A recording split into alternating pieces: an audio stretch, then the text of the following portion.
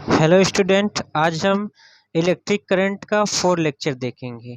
ठीक है। आज हम प्रतिरोधों का संयोजन यानी कॉम्बिनेशन ऑफ रेजिस्टेंस। ठीक है। प्रतिरोधों का संयोजन यानी कि कॉम्बिनेशन ऑफ रेजिस्टेंस के बारे में हम पढ़ेंगे।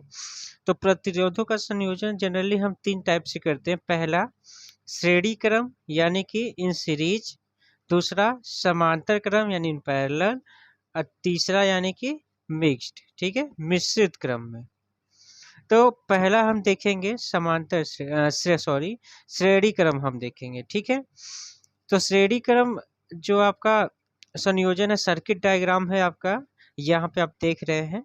उससे पहले हम जान जाते हैं कि यदि हम किसी संधारित्र को या कैपेसिटर को किसी बैटरी से हम यदि जोड़ते हैं, तो बैटरी के एक सिरे से हम जितना भी विभवांतर देंगे, अगर बीच में कोई यदि दूसरा कंपोनेंट यदि नहीं जुड़ा है, तो जितना हम यहाँ से वोल्टेज देंगे, तो हमें दूसरे सिरा से ही भी हमें यानी कि 5 वोल्टेज का यदि हम बैटरी से धारा 5 वोल्टेज का विभवांतर देते हैं एक सिरे से, तो दूसरे सिरे से हमें 5 वोल्टेज का ही हमें आपका विभवांतर मिलेगा। लेकिन कंडीशन क्या होना चाहिए कि यदि इस रास्ते इसके पाथ पे अगर कोई प्रतिरोध या कोई दूसरा कंपोनेंट से डिवाइस नहीं है। तो उसी तरह यहाँ पे हम कैपेसिटर लेते हैं, यदि हम रेजिस्टेंस को भी जोड़ते हैं, तो एक सिरे से यदि हम 10 वोल्टेज का देते हैं, तो दूसरे सिरे से हमें 10 वोल्टेज का हमें प्राप्त होगा। ठीक है, यदि बीच में कोई कंपोनेंट या डिवाइस नहीं है तो। ठीक, आइए अब देखते हैं इस सर्किट डायग्राम को। यहाँ पे आपका क्या है, एक बैटरी है। ठीक है, क्या है ये, एक बैटरी है जिसमें से I धारा हम प्रवाहित कर रहे हैं। V वोल्टेज है आपका।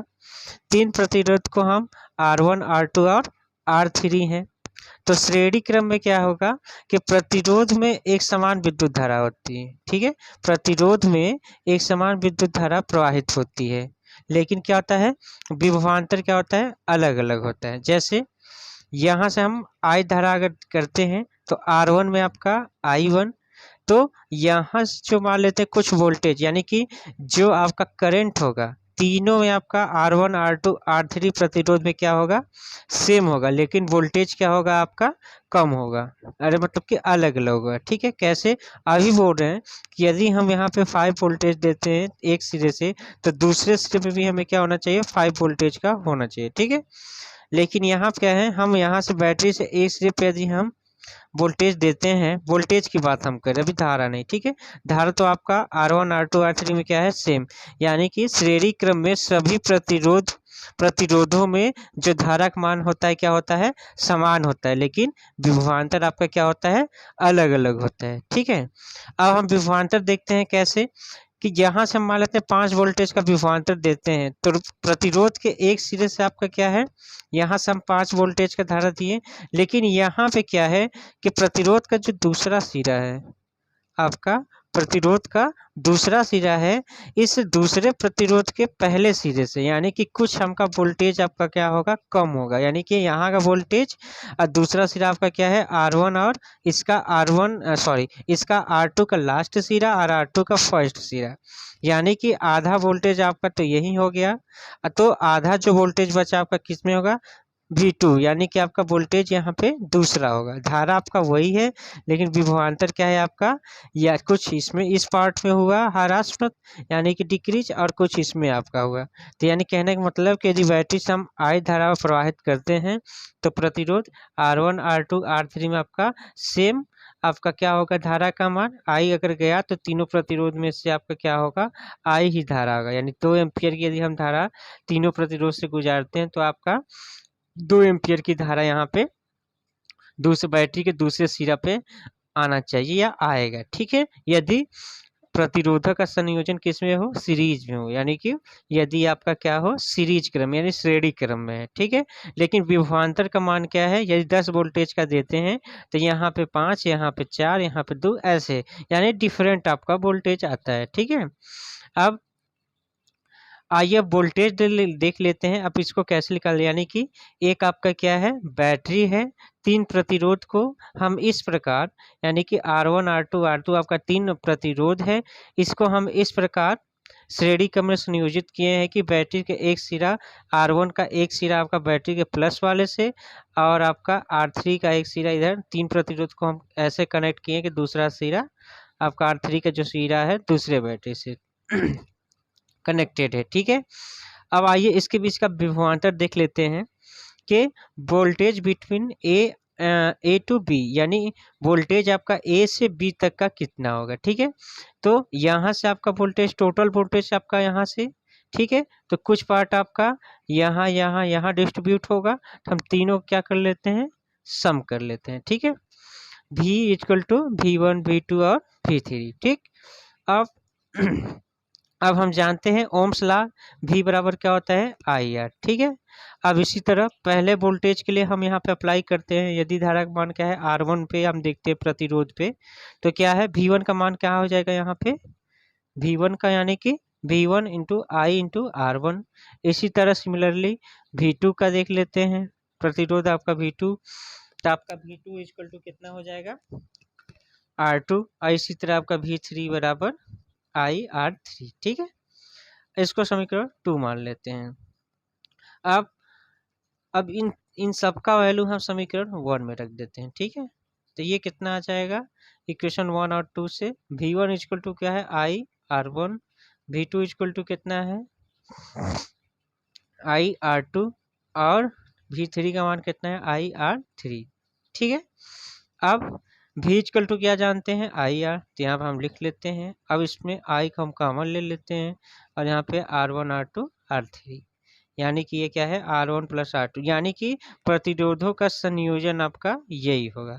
इसको हम सेंटेंस में कैसे लिख सकते हैं, देखिए सेंटेंस को हम क्या है R इक्वल यानी कि जो इसका रिजल्टेंट प्रतिरोध होगा, ठीक है, श्रेणी क्रम में जो आपका प्रतिरोध यानी कि जो परिणामी प्रतिरोध निकलेगा इन तीनों प्रतिरोधों के योग के बराबर हो गया। यानी कि हम लिख सकते हैं कि श्रेणी क्रम में सभी प्रतिरोधों का जो परिणामी होता है उन सभी प्रतिरोधों के योग के बराबर होता है। ठीक है, श्रेणी क्रम में जो रिजल्टेंट यानी कि परिणामी जो आपका प्रतिरोध होता है उन यानी कि उन श्रेणी में समस्त यानी कि कुल प्रतिरोधों के योग के बराबर होता है। ठीक है, ये हो गया। ठीक, ये क्लियर है।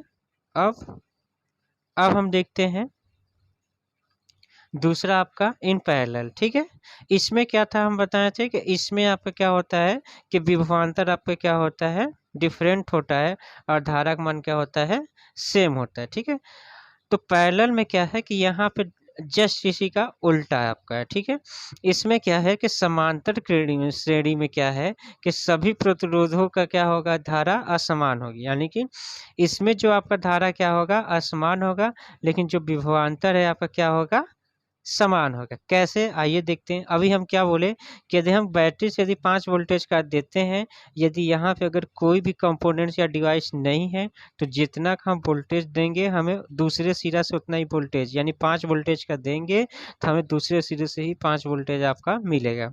चलिए यही हम यहाँ पे देखते हैं कि जो श्रेणी क्रम में है या सॉरी जो आपका समांतर क्रम में है, तो इसमें जो होता है R1 R2 R3 ये क्या होता है डिफरेंट होता है, लेकिन V यानी तीनों का जो विभवांतर होता है V आपका सेम होता है। कैसे, ये आपकी बैटरी है, यहाँ से धारा आपकी लिख ली, ठीक है, यहाँ पे गई, यानी कि यहाँ पे आपका धारा आधा पार्ट इधर हो गया, आधा पार्ट इधर और आधा पार्ट इधर, यानी कि इधर I1 इधर I2 और ये I3।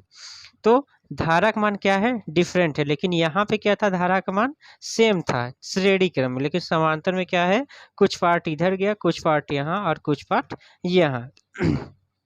ठीक है, अब कैसे आपका डिफरेंट है और विभवांतर कैसे सेम है, तो यहाँ आप देखिएगा हमने क्या बोला था कि 5 वोल्टेज का यदि आप देंगे बैटरी के एक सिरे से तो दूसरे सिरे से भी आपका क्या होना चाहिए 5 वोल्टेज का धारा यानी कि विभवांतर आपका आना चाहिए। ठीक, मान लीजिए यहाँ पे यदि हम 5 वोल्टेज का देते हैं, ठीक है, तो यहाँ से आपका वोल्टेज यहाँ पे तो ठीक है, ठीक है, यहाँ पे वोल्टेज आपका 5 है। अब यहाँ पे जाके पहले प्रतिरोध के पहले सिरे से गया 5 वोल्टेज का, बीच में कोई कंपोनेंट्स नहीं है, डायरेक्ट आ गया आपका यहाँ पे तो जो आपका 5 वोल्टेज का दिए थे और ऐसे होके फिर से कहाँ आ गया, बैटरी के दूसरे सिरे पे ही 5 वोल्टेज आ गया। ठीक, अब दूसरा देखते हैं, यहाँ से 5 वोल्टेज देते हैं, I2 धारा बह रही है, तो यहाँ भी कोई कंपोनेंट्स नहीं है, कोई भी बाधा नहीं है, तो यहाँ से हम दूसरे सिरे से ही 5 वोल्टेज आ जाएगा। ठीक है, इसी तरह से आपका तीसरे में, तो कहने का मतलब कि समांतर की श्रेणी में जो है कि धारा का मान है वो आपका क्या है, डिफरेंट है, लेकिन विभवांतर आपका क्या है, सेम है। ठीक है, समझ गए कि यदि हम यहाँ से 5 वोल्टेज का देते हैं, ठीक है, तो 5 वोल्टेज का यदि हम यहाँ से देते हैं तो फर्स्ट I1 के लिए क्या है, R1 जो आपका है, तो यहाँ पे अगर कोई एक ही सिंगल प्रतिरोध है तो एक सिरे से 5 वोल्टेज जा रहा है, तो दूसरे सिरे से हमें क्या मिल गया, 5 वोल्टेज। इसी तरह I2 के लिए यहाँ से हम देख लेंगे और I3 के लिए। ठीक है, अब आइए देख लेते हैं कि A और B के बीच का जो आपका प्रतिरोध है वो कितना होगा। ठीक है, तो A और B के बीच हम कैसे निकालेंगे, जो आपका रिजल्टेंट होगा, जो परिणामी आपका करंट होगा उसको देख लेते हैं। तो परिणामी करंट I जा रही है और 3 पार्ट में, यानी कि इनका जो परिणामी होगा I इक्वल टू क्या होगा, I1 I2 और I3। ठीक है, अब इसको इक्वेशन 1 कर देते हैं। ठीक, बाय ओम्स लॉ जानते हैं V बराबर IR, और यहाँ से हम I का वैल्यू निकाल लेते हैं। ठीक है, अब सिमिलरली I बराबर V अपन क्या है, R है। अब I1 लिख लेते हैं पहले धारा के लिए, V विभवांतर आपका सेम होगा R1 अपन पहले प्रतिरोध के लिए, यानी कि V I1 बराबर V अपन R1, I2 बराबर V अपन R2 और I3 यानी कि V अपन R3। ठीक है, अब इक्वेशन 1 और 2 से हम देख लेते हैं। तो 1 और 2 से यानी I1 I2 I3, तो यहाँ जो निकाले हम I1 I2 I3, यहाँ पे हम सबको क्या कर देते हैं, सम कर देते हैं। ठीक है, V अपन R1 प्लस V अपन R2। ठीक, अब V को हम कॉमन लेते हैं, यानी ये आपका क्या है, तीनों में आपका विभवांतर क्या है, सेम है, और इसमें क्या था, धारा आपका सेम है। ठीक है, तो विभवांतर सेम है यानी 1 अपन R1, यानी कि 1 अपन R1, तो ये आपका क्या निकल गया, श्रेणी क्रम का क्या निकल गया, श्रेणी रिजल्टेंट जो होगा समांतर क्रम में जो आपका प्रतिरोधों का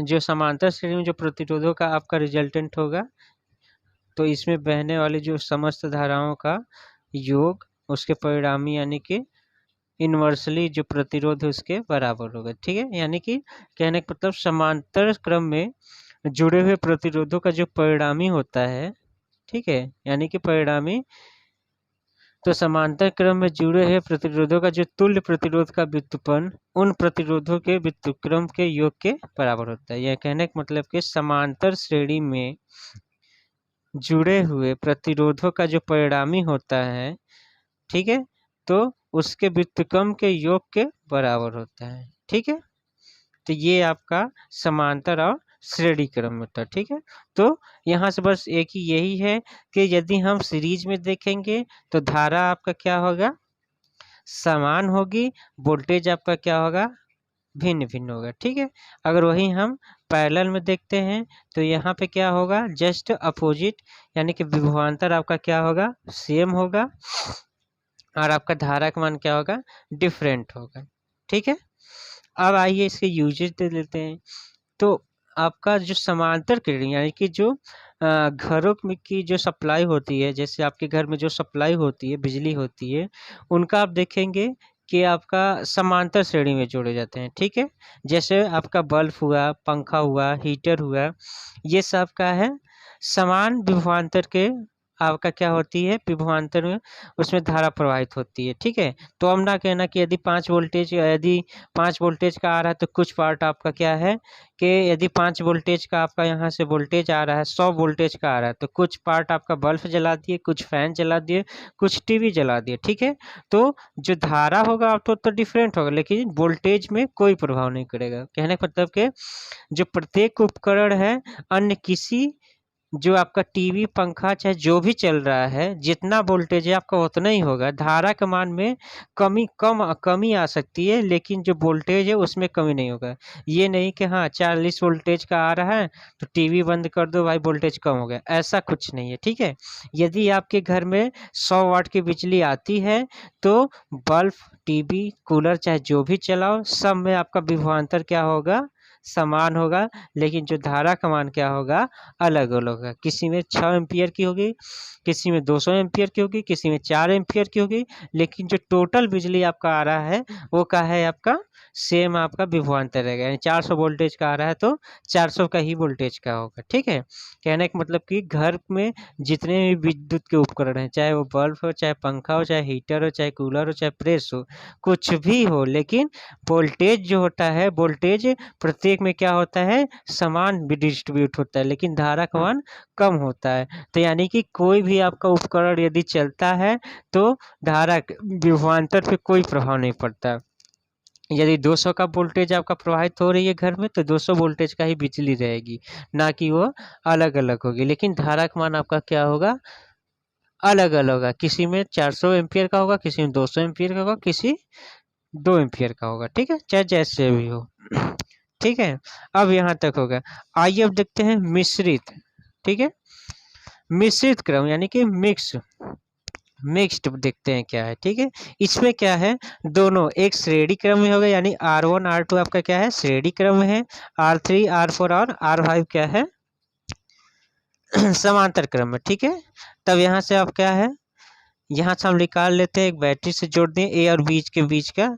तो हम पहले R3 R4 R5 यहाँ से हम देख रहे हैं, यहाँ से धारा गई। ठीक है, R1 R2 से होते हुए अब यहाँ पे 3 पार्टों में हो गया। आधा पार्ट आपका R3 ले लिया, आधा पार्ट आपका R5 हो गया, आधा पार्ट आपका R4 हो गया। ठीक है, अब यहाँ पे हम रिजल्टेंट निकाल देते हैं। ठीक है, R3 R1 और R5 ये क्या है आपका, समांतर क्रम में। तो समांतर क्रम अभी हम निकालें, 1/R इक्वल टू 1/R3, यानी जो समांतर क्रम में जो प्रतिरोध होता है, परिणामी प्रतिरोध होता है, इन सर्किट में उपस्थित सभी प्रतिरोधों के व्युत्क्रम के योग के बराबर होता है। ठीक है, तो 1/R3 1/R4 1/R5 हम मान लेते हैं, इसको क्या है, R डैश हो गया। ठीक है, इसका जो रिजल्टेंट आ गया कितना मान लेते हैं, R1 हो गया। ठीक है यदि यहाँ पे यदि 2 ओम 4 ओम 5 ओम देता तो यहाँ पे हम न्यूमेरिकल वैल्यू निकाल लेते। मान लेते हैं कितना है,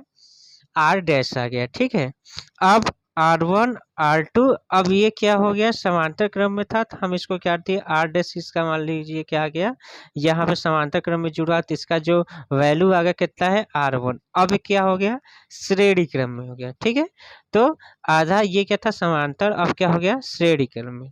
तो यहाँ से श्रेणी क्रम से हम निकाल लेते हैं, यानी कि श्रेणी क्रम में जानते हैं कि R1 R2 R डैश आपका क्या है, श्रेणी क्रम में। ठीक है, अब आइए हम एग्जाम्पल से बता देते हैं। यहाँ 2 ओम है, एक बैटरी है जिसमें से धारा प्रवाहित हो रही है I, कुछ भी हो सकती है, चाहे 2 एम्पियर चाहे 4 एम्पियर। अब एक आपका 2 रजिस्टेंस है, यहाँ पे आपका रजिस्टर मान लेते हैं 2 ओम का है, 4 ओम का है। ठीक है, और यहाँ पे 2 ओम है, 4 ओम है। ठीक, समांतर, ये 2 और 4 क्या है आपका, समांतर क्रम में है, और ये और 2 क्या है, श्रेणी में। तो पहले 2 4, ठीक है, यहाँ वाला देख लेते हैं। 2 4 आपका क्या है, समांतर में। तो हम समांतर क्रम में निकाल लेते हैं, कितना आया, 4/3, यानी कि 1/2 1/4, यानी कि हम इसको सॉल्व किए, कितना है, 4/3। अब ये R, ठीक है, तो यानी कि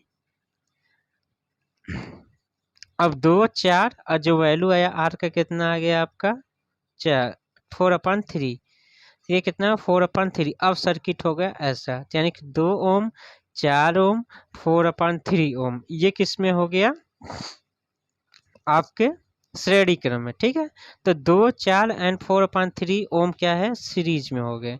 पहले क्या था, ये समांतर में था, हमने यहाँ समांतर से निकाल लिया। अब ये किस में हो गया, सीरीज में। तो सीरीज में जानते हैं R1 बराबर R1 plus R2 plus R3। तो यहाँ पे 3 प्रतिरोध है, 2 ओम 4 ओम 4/3।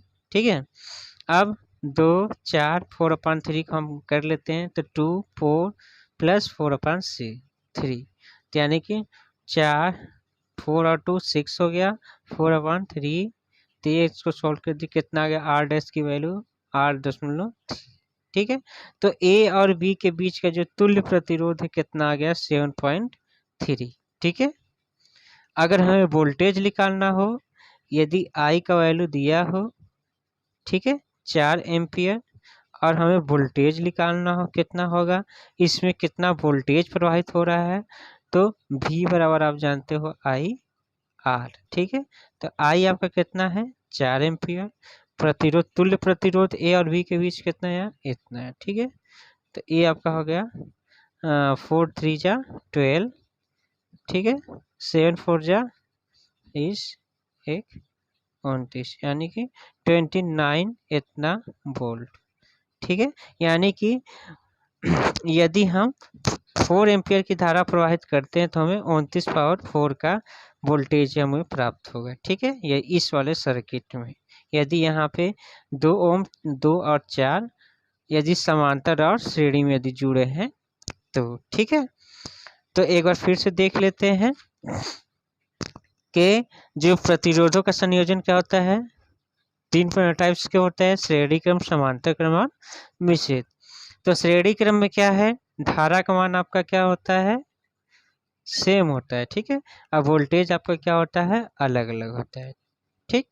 यानी कि जो श्रेणी क्रम में है धारा का मान अलग अलग होता है, अब वोल्टेज धारा का मान सेम होता है, वोल्टेज आपका अलग होता है, ठीक।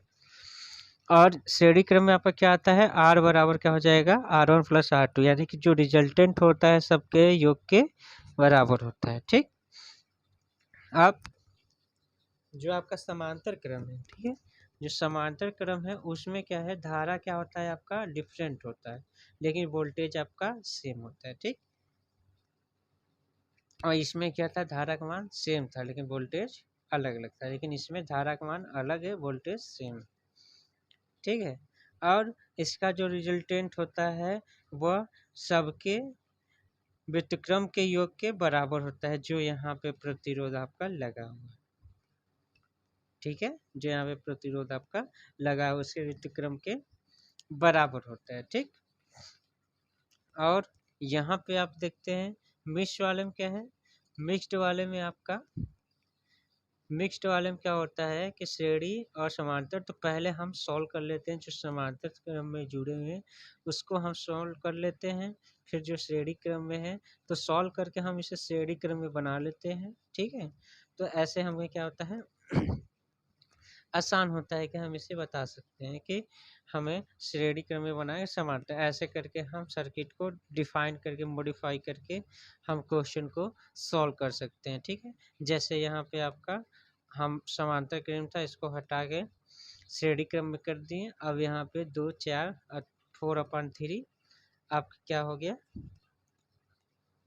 श्रेणी क्रम में, तो यहाँ से हम रिजल्टेंट निकाल दिए। अब मान लेते हैं यहाँ पे हमें 4 एम्पियर की धारा बह रही है, तो 4 एम्पियर की धारा बहेगा तो हमें बताना है इस सर्किट से, यानी कि यहाँ पे यदि 4 एम्पियर की धारा है तो इस बैटरी से हमें कितना वोल्टेज का हमें विभवांतर प्राप्त होगा। तो विभवांतर को हमें प्राप्त करने के लिए क्या करेंगे, धारा आपका दिया है 4 एम्पियर और हम ए और बी के बीच का जो तुल्य प्रतिरोध है हम उसको निकालेंगे। तो हम ए और बी के बीच का तुल्य प्रतिरोध कितना निकाले, 7.3, ठीक है। अब यहाँ से हम आई का मान दिया है, कितना दिया है, 4 एम्पियर, ठीक है। और वोल्टेज हमें निकालना है, ठीक है। तो V बराबर क्या जानते हैं, IR, ठीक। तो यहाँ से हम निकाल लेंगे V = IR, तो I = 4 है और R का वैल्यू आप तुल्य प्रतिरोध निकाली हो, 7 पॉइंट कितना है, 3 है, ठीक है। तो 7.3 आपको निकाल दिए तो कितना गया, 29/2, ठीक। तो ठीक है, तो नेक्स्ट क्वेश्चन में हम देखेंगे प्रतिरोधों पर ताप का प्रभाव, ठीक है। क्या देखेंगे, प्रतिरोधों का ताप पे प्रभाव, यानी कि यदि हम श्रेणी क्रम में जुड़े हुए हैं, समांतर क्रम में जुड़े हैं, तो यदि हम प्रतिरोध को ताप यानी कि गर्म करते हैं तो उससे क्या इफेक्ट होता है, ठीक है। तो नेक्स्ट जो इलेक्ट्रिक करंट का जो 4 वाला लेक्चर होगा, हम उस पर स्टडी करेंगे कि जो जो प्रतिरोध होता है उसके ताप पर क्या क्या प्रभाव होते हैं, effect of temperature on register, ठीक है। रेजिस्टेंस यानी कि उसमें हम क्या क्या आता है, तो हम देखेंगे कि जो आपका मेटल्स हैं या क्या कहते हैं मिश्रित धातु है या इंसुलेटर है या कार्बन है या इलेक्ट्रोलाइट जो सब्सटेंसेस होते हैं उसका इफेक्ट क्या होता है, ठीक है। हम टेम्परेचर देखेंगे कि उसका इफेक्ट क्या होता है, ठीक है। तो नेक्स्ट हम इलेक्ट्रिक करंट के फॉर्म में उसी के बारे में स्टडी करेंगे, ठीक है। Effect of temperature on register यानी कि प्रतिरोधों पर तापमान का प्रभाव, ठीक है।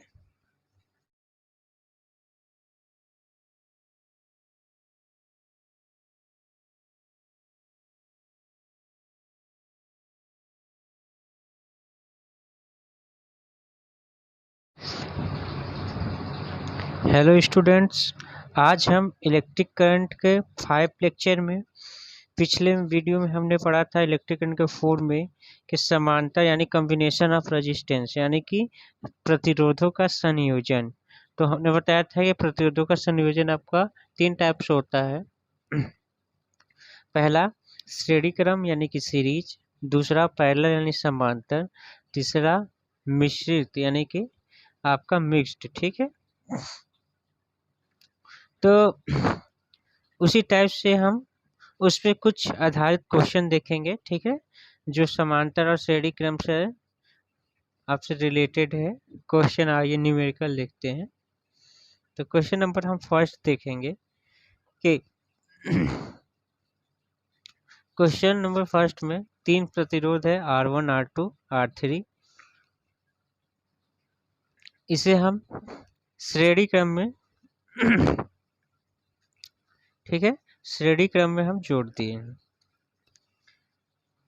श्रेणी क्रम में जोड़े हैं तो R1 का वैल्यू आपका R1 यानी कि पहला जो है आपका 2 वोल्टेज का है और दूसरा आपका क्या है 3 ओम का है, सॉरी है, ठीक है। और तीसरा आपका 4।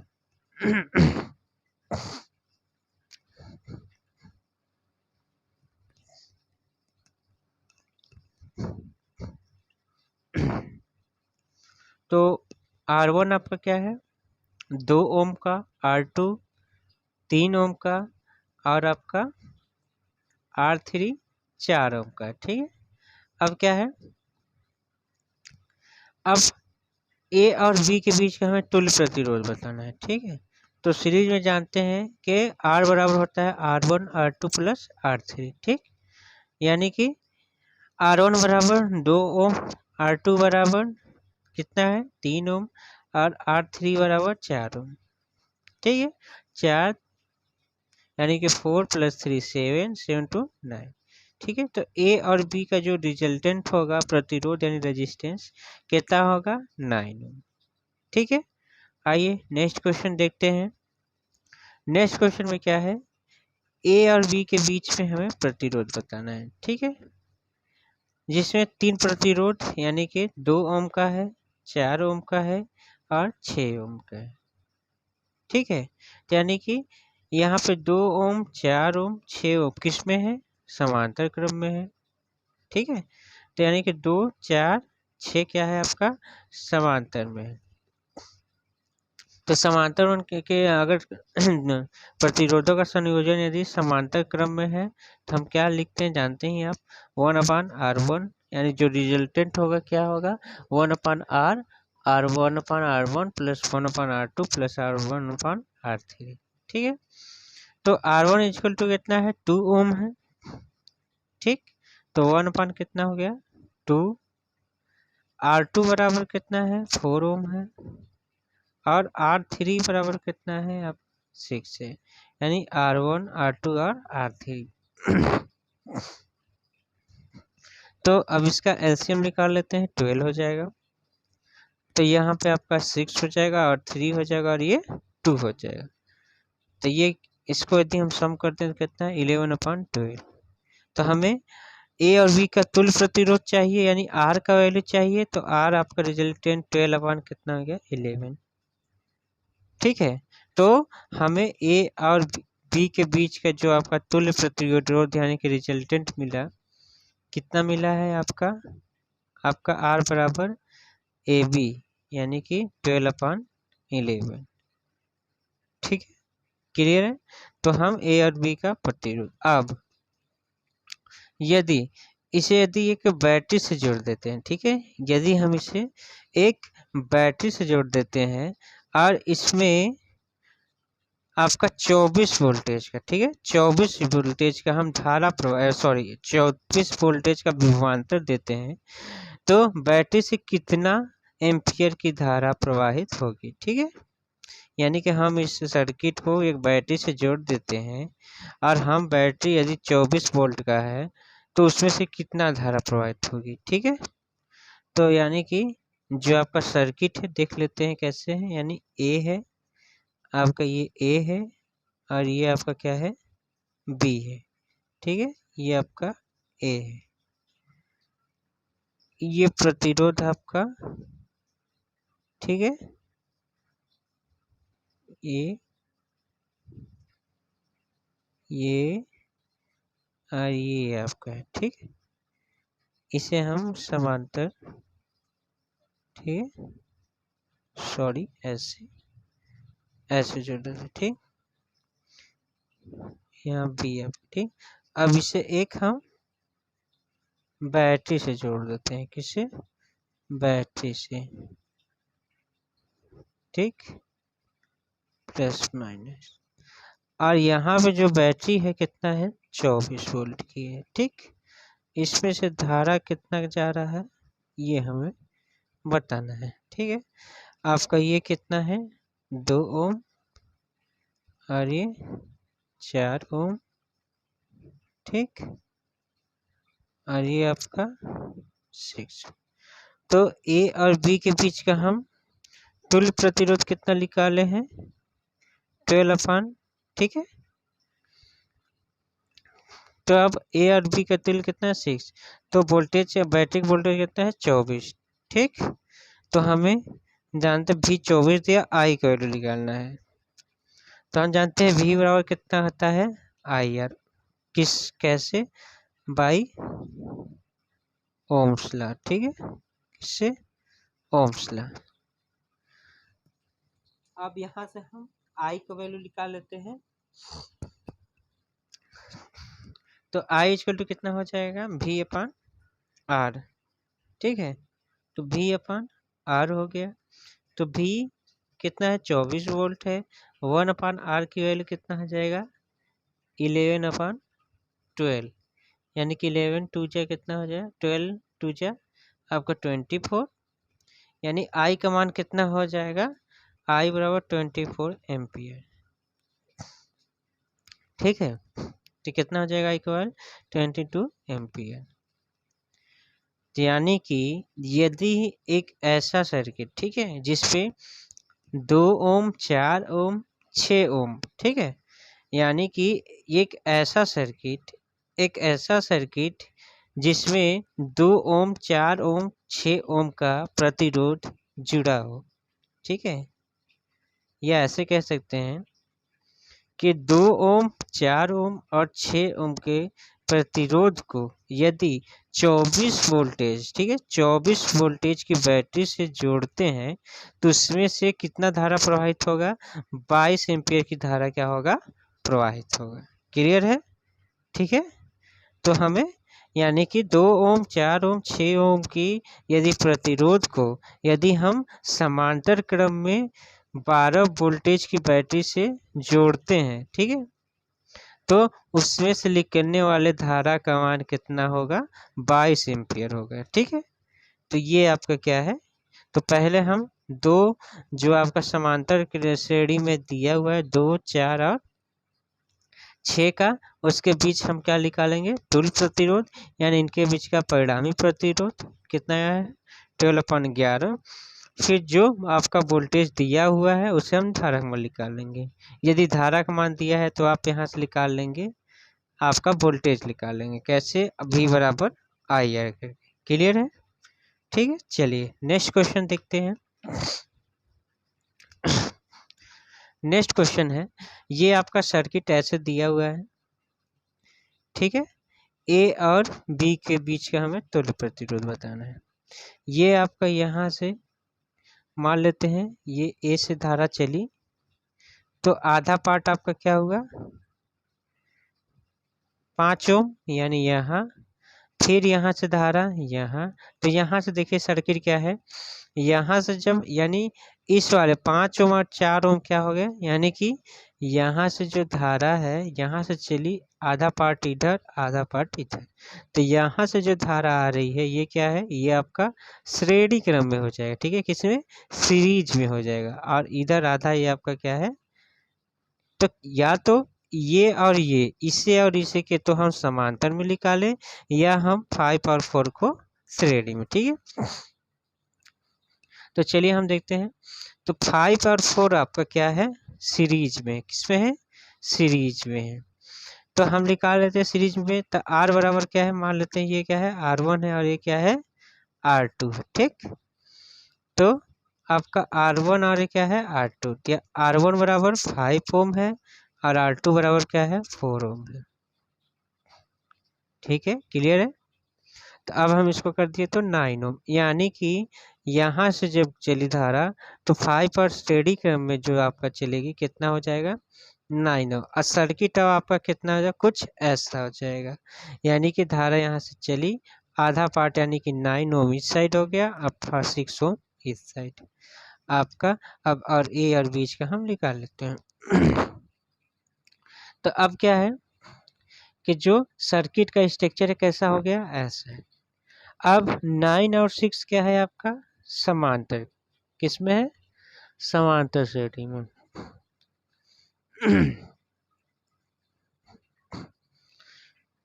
तो 9 और 6 क्या है समांतर में, तो समांतर श्रेणी में जानते हैं 1/r equal to R1, 1/R1 plus R1/R2, ठीक। अब यहाँ से R1 का वैल्यू कितना है 9 ओम और 1/R2 का वैल्यू कितना है 6, तो कितना हो जाएगा इसका 9 और 6 का एलसीएम 18, तो इसको सॉल्व करेंगे आ जाएगा कितना 2 और यहाँ पे 3, ठीक, यानी कि 1/R, तो R का वैल्यू हमें चाहिए तो आ गया 3.6 ओम, यानी कि A और B का बीच का जो मान होगा कितना होगा 3.6, क्लियर। यानी यहाँ से पहले हम 5 और 4 क्या हैं आपके श्रेणी क्रम में, तो श्रेणी क्रम में निकाल लेंगे, ठीक। अब श्रेणी क्रम में निकालने के बाद जो सर्किट का डायग्राम कैसा होगा इस टाइप का होगा। अब 9 ओम यहाँ से निकालें तो आपका 9 ओम आया, तो अब 9 और 6 आपका क्या है समांतर में है, तो समांतर में है तब समांतर के लिए जब परिणामी होती है 1/R1, तो 1/R1 प्लस R2, यानी कि R1 का वैल्यू 9 है R2 का वैल्यू 6 है, ठीक। तो आपका कितना आ गया 1/R1 प्लस R2,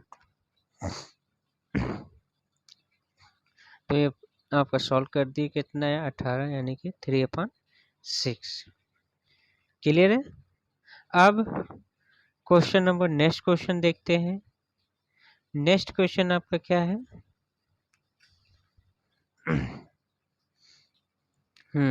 ये देखिए नेक्स्ट क्वेश्चन आपका कुछ ये आपका सर्किट है, ठीक है,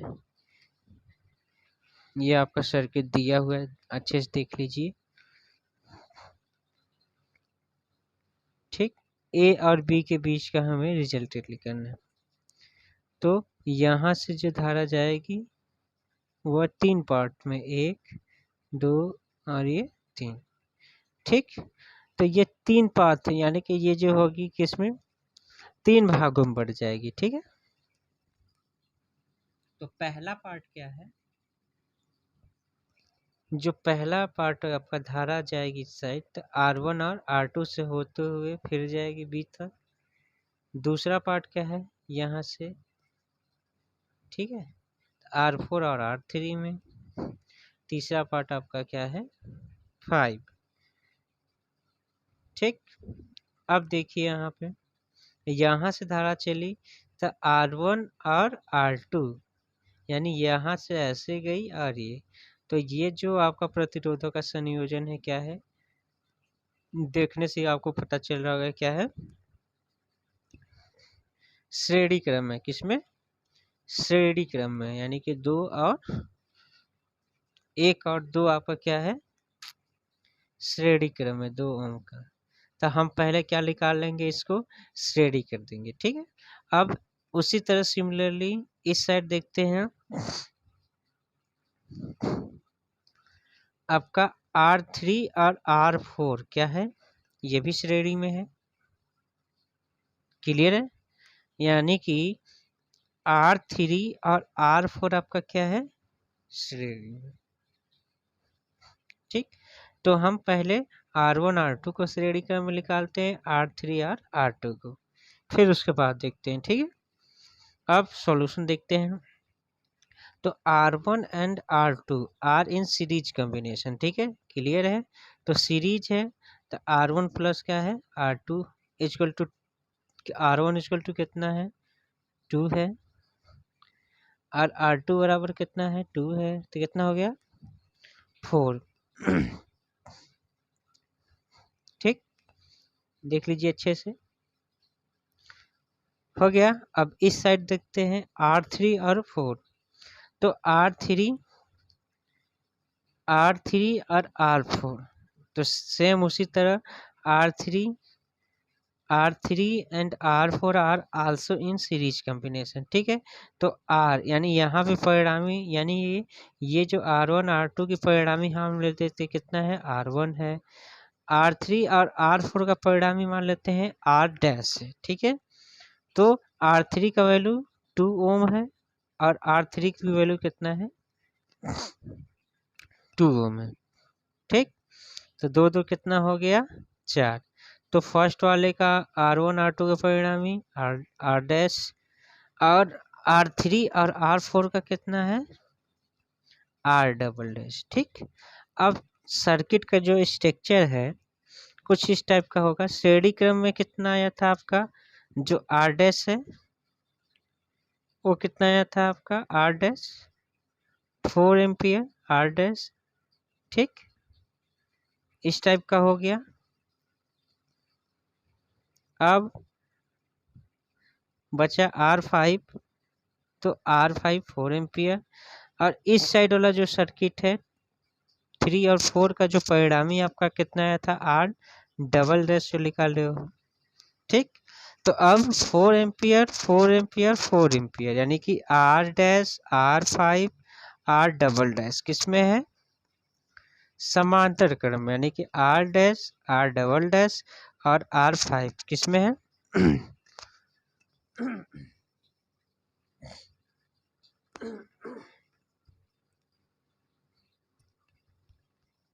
तो आपका किस में है, समांतर क्रम में, ठीक, इन पैरेलल कॉम्बिनेशन। तो समांतर क्रम में तब जानते हो 1/R डैश 1/R5 और 1/R डबल डैश, ठीक। इन तीनों को प्लस कर दो, तो R डैश का मान अभी निकालो 4 एम्पियर, R डबल डैश का भी 4 एम्पियर, तीनों का आपके क्या है, 4 एम्पियर है।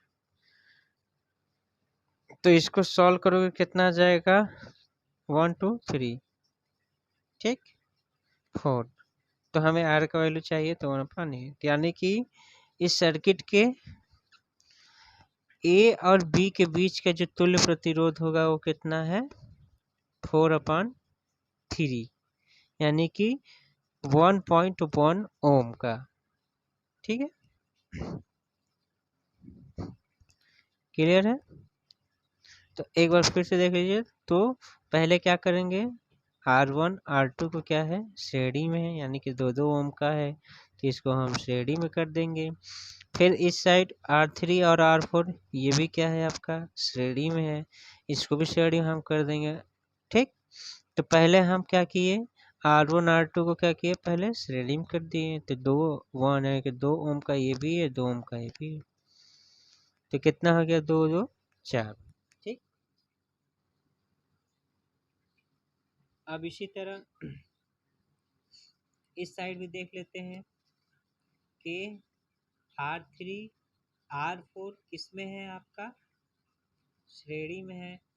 तो इनके जो R1 और R2 का जो बीच का रिजल्टेंट माने कितना है, R डैश। अब मान लेते हैं जो रिजल्टेंट R3 R4 के बीच क्या है, R डबल डैश है, ठीक है। तब R3 R4 are also in series combination, ठीक है। R3 क्या है, सीरीज कॉम्बिनेशन, ठीक। अब आज इसका परिणामी हम R डबल डैश माने, तो R डबल डैश बराबर हो गया R3 प्लस 4, ठीक। अब ये हो गया, तो ये जो सर्किट इतना डिफिकल्ट दिख रहा है, ये सिंपल आपका क्या बन गया, ये। तो ये जो श्रेणी क्रम में हम R1 R2 रखे थे, इसका जो रिजल्टेंट कितना आ गया, 4 एम्पियर, यानी कि R डैश। और R5 आपका दिया है ये कितना, 4 एम्पियर। और ये जो आपका R डबल डैश परिणामी माने है R3 और R4 का, ये कितना आ गया उसमें, 4 एम्पियर, ठीक। अब हम बहुत आसान से ए और बी के बीच का हम प्रतिरोध निकाल सकते हैं, ठीक। तो कितना हो गया, अब R dash, R double dash और R5, ठीक है। तो ये किस में है आपका, सॉरी समांतर में। हम यहाँ से निकाल लेंगे 1/4, 4m है तो ये आपका 1/4, 1/4, तो 3 कितना है, 4, 3/4, ठीक। तो ये आपका निकल गया ए और बीच का विभवांतर। यानी कि इतना बड़ा जो डिफिकल्ट सर्किट आपका दिख रहा है, आप जो प्रतिरोधों का संयोजन पढ़े हैं, चाहे वो, और ये आपका मिक्स टाइप का है, क्या है ये, मिक्स टाइप का सर्किट है, जो आपका कॉम्बिनेशन 3 टाइप का पढ़े हैं, पहला समांतर, श्रेणी और मिक्स टाइप का। तो ये आपका कौन सा एग्जाम्पल है, मिक्स टाइप का क्वेश्चन है, ये भी मिक्स टाइप का श्रेणी जो संयोजन है। तो मिश्रित जो आपको पढ़े हो उसी टाइप का है, ठीक है। प्रतिरोधों का जो मिश्रित होता है, इसमें समांतर श्रेणी भी, सॉरी समांतर श्रेणी क्रम है, और आपका श्रेणी भी। तो श्रेणी और समांतर संयोजन दोनों आपको दिखाई दे रहा है। तो इतनी बड़ी सर्किट यदि आपको कॉम्बिनेशन पता है कि प्रतिरोधक का कॉम्बिनेशन कैसे होता है, तो आप बहुत आसानी से इसको आप, इस क्वेश्चन को, ऐसे बहुत सारे क्वेश्चन को आप सॉल्व कर सकते हैं। यदि आपको ए और बी के बीच का यदि कुल प्रतिरोध अगर पता चल जाता है, तो आपका धारा, यानी कि यदि आपका विभवांतर यानी कि धारा अगर आपको फाइंड करनी हो, चाहे आपको विभवांतर फाइंड करनी हो, आपको बहुत आसानी से दोनों आप क्या करोगे, डिफाइन कर लोगे, ठीक है। तो इस ये बस कुछ नहीं करना है इसको, बस आपका जितना आपका सर्किट रहेगा आप उसको देखो कि पहले आपका श्रेणी में कौन सा है और समांतर में कौन है। जैसे आपको यहाँ पे किए थे, यहाँ पे आपका ए और बी के लिए आप क्या किए थे, 5 ओम और 4 ओम को, ये आपका श्रेणी क्रम में था, एक बार श्रेणी में आप निकाल लिए, दूसरी बार इसको आप इस सर्किट को मॉडिफाई किए, ठीक है। तो अब यहाँ पे मॉडिफाई करने के बाद आपका जो बच्चा था इसको क्या कर दिए, श्रेणी में। तो सेम यही प्रोसेस है, R1 R2 आपको क्या किया, श्रेणी में करें, और इसको आप क्या कर दिए, समाप्त कर, सॉरी इसको भी श्रेणी में। तो ऐसे बहुत सारे क्वेश्चन को आप बहुत आसानी से कर लोगे, यदि आपको जो प्रतिरोधक का संयोजन आपको अगर पता है तो कैसे होता है। हम्म, अगर आपको संयोजन पता है तो चाहे आप धारा दिया हो, यदि आपका तुल्य प्रतिरोध निकाल लेते हो ए और बी के बीच का, तो कितना विभवांतर होगा आप ओम्स लॉ से निकाल सकते हो। कितना आपका सर्किट में प्रतिरोध है आपका, ये